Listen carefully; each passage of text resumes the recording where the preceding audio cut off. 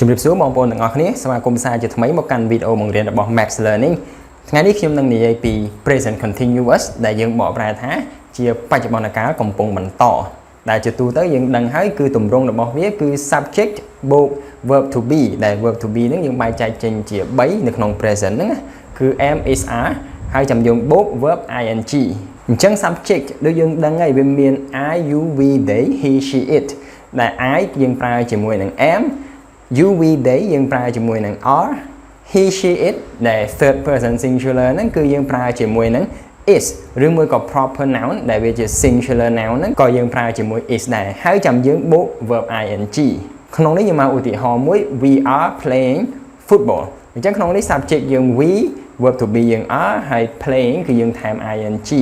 ចឹងអានេះយើងហៅថា present continuous បើអញ្ចឹងយើងបន្តទៅការប្រើប្រាស់វិញថាតើយើងប្រើ present continuous នៅពេលណាខ្លះបើការប្រើប្រាស់ទី1គឺយើងប្រើនៅពេលដែលសកម្មភាពហ្នឹងកំពុងតែកើតឡើងមានន័យថាកំពុងតែបន្តក្នុងនេះយើងមកឧទាហរណ៍មួយ they are eating sandwiches at the moment អញ្ចឹងនៅពេលដែលយើងឃើញពាក្យ at the moment ជាទូទៅយើងប្រើ present continuous ឬមួយក៏ now អញ្ចឹងក្នុងហ្នឹងមាត់យើងកំពុងតែទំពីហើយអញ្ចឹងហើយយើងប្រើ present continuous ប៉ុន្តែយើងត្រូវចាំបើសិនជា verb យើងអត់មាន ing គឺខុសតែម្ដងឧទាហរណ៍មួយទៀត it is raining now ឥឡូវហ្នឹងវាកំពុងតែភ្លៀងអញ្ចឹងយើងឃើញហើយមេឃកំពុងភ្លៀងអញ្ចឹងយើងប្រើ present continuous រីឯការប្រើប្រាស់ទី2គឺយើងប្រើសម្រាប់ temporary event or situation មានន័យថាយើងប្រើប្រាស់សម្រាប់បង្ហាញពីសកម្មភាពបណ្ដោះអាសន្នណាមួយមានន័យថាមិនបាច់កំពុងតែកើតឡើងក៏បានដែរឲ្យតែវានៅក្នុងរង្វង់ពេលណាមួយក៏យើងអាចប្រើ present continuous បានដែរឧទាហរណ៍ I am working in London for the next 2 weeks ខ្ញុំនឹងធ្វើការនៅទីក្រុងឡុងហ្នឹងរយៈពេល2អាទិត្យក្រោយអញ្ចឹងយើងដឹងថារយៈពេល2អាទិត្យហ្នឹងគាត់នៅ London temporary situation អញ្ចឹងហើយយើងអាចប្រើ present continuous បានអញ្ចឹងខ្ញុំមកឧទាហរណ៍មួយទៀតដើម្បីឲ្យយល់កាន់តែច្បាស់ Don't take that book I'm reading it មានន័យថាយើងឃើញណាម្នាក់ចង់យកសៀវភៅហ្នឹងអញ្ចឹងយើងប្រាប់គាត់ថា No don't take that book កុំយកសៀវភៅហ្នឹងខ្ញុំកំពុងតែអានវាយើងបកថាកំពុងប៉ុន្តែពេលយើងនិយាយហ្នឹងយើងមិនមែនកំពុងអានទេមានន័យថាយើងចាប់ដើមអានហើយប៉ុន្តែយើងអានអត់ទាន់ចប់យើងនឹងបញ្ចប់នៅក្នុងពេលវេលាណាមួយទៀតអញ្ចឹងយើងអាចប្រើប្រាស់ present continuous បាននៅក្នុងករណីហ្នឹង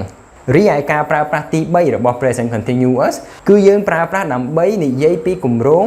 ឬមួយក៏ការរៀបចំអ្វីមួយនៅថ្ងៃអនាគតនិយាយទៅយើងភាសាអង់គ្លេសយើងហៅថា future arrangement អញ្ចឹងជាទូទៅនៅពេលដែលយើងមានគម្រោងជាក់លាក់ណាមួយដែលវាអាចកើតឡើងរហូតដល់ទៅ 90% យើងអាចប្រើប្រាស់ present continuous បានក្នុងនេះខ្ញុំមានឧទាហរណ៍មួយ I am seeing the doctor at 2 PM tomorrow ខ្ញុំនឹងទៅជួបគ្រូពេទ្យនៅម៉ោង2នៅថ្ងៃស្អែកអញ្ចឹងយើងបានណាត់ពេទ្យហើយអញ្ចឹងយើងអាចប្រើ present continuous បានក្នុងនេះខ្ញុំមានឧទាហរណ៍មួយទៀត I am traveling to the US next week អាទិត្យក្រោយខ្ញុំនឹងទៅប្រទេសសហរដ្ឋអាមេរិកហើយអញ្ចឹងនៅពេលដែលខ្ញុំនិយាយអញ្ចឹងមានន័យថាខ្ញុំមានគម្រោងខ្ញុំគ្រោងទុកខ្ញុំទិញសម្បត្តិយន្តហោះអីហើយអស់ហើយអញ្ចឹងយើងប្រើប្រាស់ present continuous បានរីឯការប្រើប្រាស់ទី4របស់ present continuous គឺយើងអាចប្រើវាជាមួយនឹង adverb of frequency បានដូចជាពាក្យ always ឬក៏ constantly ដើម្បីបង្ហាញអារម្មណ៍ថាយើងមិនពេញចិត្តឬមួយក៏ធុញទ្រាន់ឧទាហរណ៍ you are always asking for money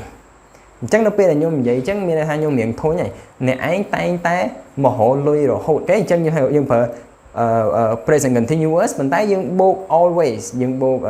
adverb of frequency ហ្នឹងដើម្បីបង្ហាញពីភាពធុញទ្រាន់អញ្ចឹងនៅពេលយើងធុញណាគេម្នាក់យើងអាចប្រើអញ្ចឹងបានក្នុងនេះយើងមកឧទាហរណ៍មួយទៀត Please get away from me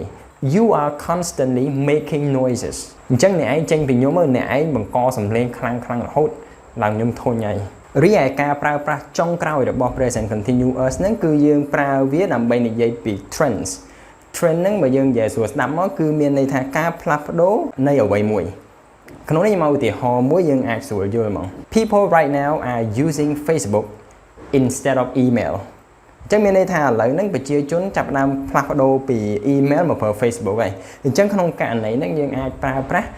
present continuous បានអញ្ចឹងឲ្យតែផ្លាស់ប្ដូរនៃអ្វីមួយយើងនិយាយថា trend គឺយើងប្រើប្រាស់ present continuous ដូចគ្នាបើអញ្ចឹងសរុបមកវិញការប្រើប្រាស់របស់ present continuous មាន5ធំទី1ហ្នឹងគឺបង្ហាញពីសកម្មភាពកំពុងតែកើតឡើង ទី2បង្ហាញពីសកម្មភាពដែលបណ្ដោះអាសន្នមានន័យថាកើតឡើងហើយប៉ុន្តែអត់ទាន់បានបញ្ចប់និងបញ្ចប់ក្នុងពេលណាមួយទី3ហ្នឹងគឺយើងប្រើប្រាស់ដើម្បីបង្ហាញពី fixed arrangement ការរៀបចំនៅថ្ងៃអនាគតណាមួយបាទទី4យើងប្រើ present continuous ជាមួយនឹង adverb of frequency នៅពេលដែលយើងចង់បង្ហាញពីអារម្មណ៍មិនពេញចិត្តឬក៏ធុញទ្រាន់ណាមួយរីឯចង់បញ្ចប់គឺយើងនិយាយពី trends ការផ្លាស់ប្ដូរអ្វីមួយបាទអញ្ចឹងចំណុចបន្ទាប់ខ្ញុំនឹងនិយាយពី spelling របស់ verb ing វិញព្រោះឯវាមាន rules មួយចំនួនដែលយើងត្រូវតែចងចាំដើម្បីប្រើប្រាស់ verb ing ហ្នឹងឲ្យបានត្រឹមត្រូវបាទ rule ទី1គេអាសព្ទភាគច្រើនគឺយើងថែមតែ ing មកគឺវាត្រឹមត្រូវហើយក្នុងនេះឧទាហរណ៍ដូចជាពាក្យ go ដើម្បីឲ្យទៅជា verb ing យើងថែម ing មកគឺ going ដល់ពេលពាក្យ read ទៅជា reading បាទ eat ទៅជា eating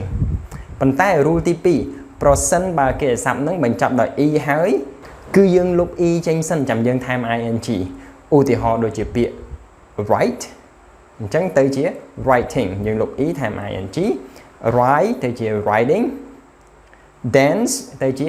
dancing យើងលុប e ចេញសិនបាទរីឯ rule ទី3ប្រសិនបើគេអាសព្ទហ្នឹងមានតែមួយព្យាង្គហើយវាបញ្ចប់ដោយព្យញ្ជនៈស្រៈព្យញ្ជនៈដែលយើងហៅកាត់ CVC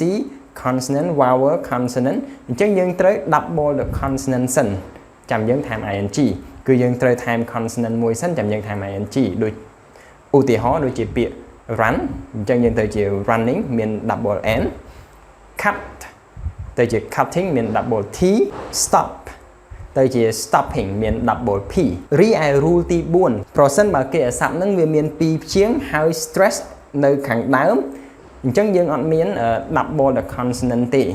ឧទាហរណ៍ដូចជាពាក្យ visit យើងថែម ing ធម្មតា visiting open opening ប៉ុន្តែប្រសិនបើគេអាសព្ទហ្នឹង2ព្យាង្គហើយ stress វានៅអាព្យាង្គទី2យើងត្រូវ double the consonant សិនចាំយើងថែម ing ឧទាហរណ៍ដូចជាពាក្យ begin អញ្ចឹងយើងទៅជា beginning មាន double n submit submitting double t forget forgetting double t ដូចគ្នារីឯ rule ទី5ប្រសិនបើគេអាសព្ទហ្នឹងបញ្ចប់ដោយ w x y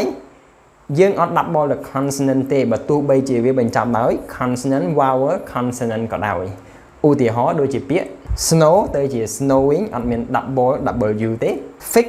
ទៅជា fixing អត់មាន double x ទេ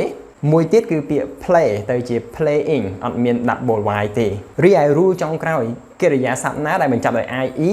គឺយើងត្រូវលុប ie ចេញសិនហើយយើងថែម y ing ឧទាហរណ៍ដូចជាពាក្យ die ទៅជា dying lie ទៅជា lying មួយទៀតគឺ tie ទៅជា tying y ing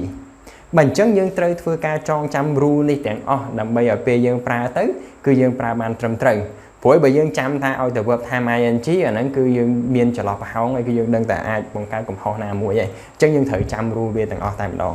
បាទអញ្ចឹងចំណុចបន្ទាប់ខ្ញុំនឹងនិយាយពីការប្រើប្រាស់ present continuous នៅក្នុងប្រយោគស្របបដិសេធហើយនិងប្រយោគសំណួរអញ្ចឹងវាសាមញ្ញមែនតើអញ្ចឹងក្នុងនេះខ្ញុំមានប្រយោគស្របមួយឧទាហរណ៍ he is playing football អញ្ចឹងយើងដឹងហើយគឺ he ប្រើមួយ is ហើយយើងបូក verb ing បង្កើតបានជាទម្រង់ present continuous អញ្ចឹងប្រសិនបើយើងចង់បង្កើតប្រយោគបដិសេធយើងគ្រាន់តែថែម not នៅពីក្រោយ verb to be មកអញ្ចឹងប្រយោគហ្នឹងទៅជាប្រយោគបដិសេធហើយឧទាហរណ៍ he is not playing football ហើយ is not ហ្នឹងយើងអាចសរសេរ isn't ក៏បានដែរជា contraction form បើអញ្ចឹងរាល់ subject ណាក៏ដោយបើសិនជាយើងចង់ធ្វើជាបដិសេធយើងគ្រាន់តែថែម not នៅពីក្រោយ verb to be មកគឺបានហើយបាទរីឯប្រយោគសំណួរវិញគឺយើងគ្រាន់តែលើក verb to be ហ្នឹងយកមកដាក់មុខហើយយើងដាក់សញ្ញាសួរនៅពីក្រោយយើងបង្កើតបានជាប្រយោគសំណួរហើយឧទាហរណ៍ is he playing football អញ្ចឹងយើងដាក់សញ្ញាសួរមកតើគាត់កំពុងតែលេងបាល់មែនឬទេអញ្ចឹងរាល់ subject ណាក៏ដោយគឺយើងគ្រាន់តែលើក verb to be ហ្នឹងយកមកដាក់មុខមកហើយយើងដាក់សញ្ញាសួរបង្កើតបានជាប្រយោគសំណួរ